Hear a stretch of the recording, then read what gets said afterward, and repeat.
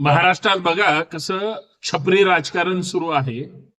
म्हणजे राष्ट्रीय नेता हा पुरोगामी आहे आणि त्यांचा आमदार हा प्रतिगामी आहे.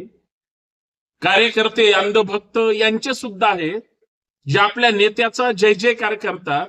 आणि असेही काही कार्यकर्ते आहेत जो प्रतिगामी भूमिका घेतोय, भले तो आमदार असो किंवा कुठलाही लोकप्रतिनिधी, त्याचा सुद्धा जय जयकार करतात. महाराष्ट्राला मात्र वेड्यात काढतात, मूर्खात काढताय.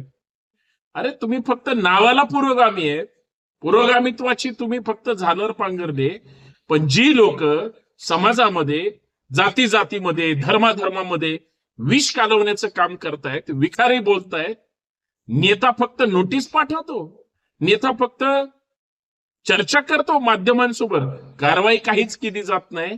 म्हणजे पाठीशी घालण्याचा प्रकार आहे एवढंच म्हणावं लागेल. बाकी जय शिवराय.